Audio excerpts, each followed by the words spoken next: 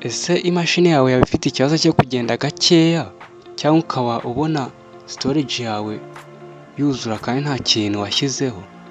Muri iyi video nibyo tugiye kurebera hamwe. Ikintu cya mbere urakora, uraza muri mashini yawe, ujya hano kuri file, ukandeho, hanyuma urahita uza hano kuri local disk C, ukandeho right click, nurangiza uza hano kuri properties. Nuza hano kuri properties, urahita ubona ahantu handitse disk cleanup. Uza ukandeho, numara gukandaho barakwereka ibintu ugiye gusiba. Urebe ko hari iby'ingenzi wakeneramo cyangwa se ariko ibyinshi ntabwo aba ari iby'ingenzi, weho pfa kuba nta kandi kantu uri bwongeremo. Urahita uza ukanda hano clean up system files, nurangiza ukandeho. Urabona ko ibya mbere ndabisibye byo kuri disk C. Numara kubisiba rero ubwo ikirahita gikurikiraho n'iki, ubwo urabona ibintu tumaje gusiba byari bifite nibura nka gigabyte. Reka noneho tujye no kuri D. Murabona ko nabisoje rwose.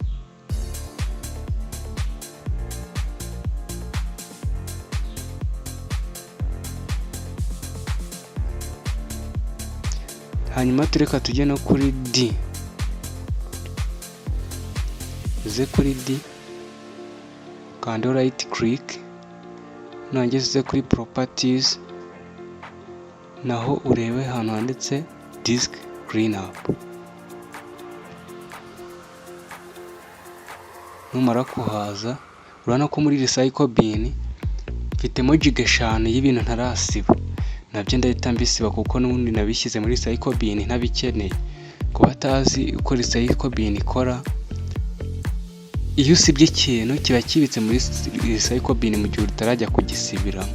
Ntabwo kiba kivuye kuri computer, ahubwo uzajya ujya muri recycle bin. Kamaze nyiberekaho gatoya. Recycle bin ni iyi ngiyi. Uzajya uzaba ari ugisibira kugira ngo kivemo neza. Hanyuma rero ngiye gukora iki? Ngiye nabyo guhita mbisiba. Ndahita nkanda OK. Mbe ndabisibye. Hanyuma dutegereze. Nkwibutsa gukanda subscribe kugira ngo video nk'izi ngizi z'ubwenge zitazajya zigucika. Banyita Emede Tuto. Wansearching ubundi ugakanda subscribe, ukanasharinga, ugatanga comment ku kintu wifuza ko wenda twazaganiraho ubutaha. Then ibi turabisoje. Ikindi tuhita dukurikizaho ni iki? Tugiye gukurikizaho uburyo bwa kabiri bwo gufungura CMD. Urakanda window R, nurangiza wandikemo ijambo CMD. Sorry gato nari nibeshye. Muraza ukande window R,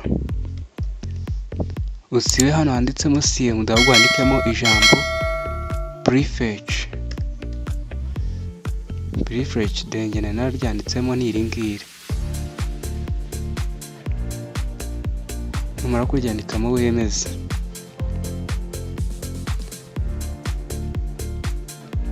Kande kuri continue. Ibi byose mubona ni amafayili atari ay'ingenzi, bayita ama shortcut. Buri kintu cyose ukoze kuri window yawe kifataho shortcut. Icyo urahita ukora rero uraza ubiselectinge byose. Kuba utazi shortcut yo guselectinga file zawe zose ni Ctrl A. Uraza uyikandeho, nurangiza ukande right click, uza hano kuri delete, hanyuma ubisibe. Urabona ko nsoje kubisiba.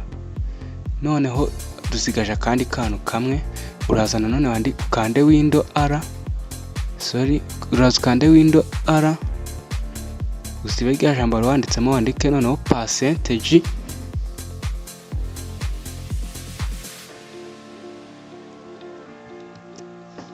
Uraza wandikemo ijambo percentage temp percentage nanone. Numara kuryandikamo ukande OK. n'aya ni amashortcut noneho urabona harimo aya Chrome, Microsoft Edge niyo tugiye kuyasiba.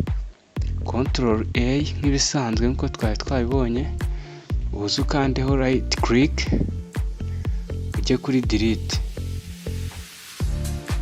byose uhita ubisiba. Nubwo hari fayilo zitapfa kuvaho uko byoroshye, ariko ntacyo, iziba zivaho zirahagije. Yes, murabona ko rwose hari amafayilo menshi rwose. Urabona ko ubu maje kubona nka giga nka 7 z'ibintu nsiba, kandi ibyo bintu byaremereraga mashini bigatuma itihuta. Rero mwakoze kubana nanjye muri iyi video, ni ibi nagira ngo mbereke, hanyuma mukomeze kandi subscribe nko kunshyigikira kugira ngo tuzakomeze twigane n'izindi tips wamenya ku bijyanye na telefone cyangwa computer. Murakoze, ciao ciao.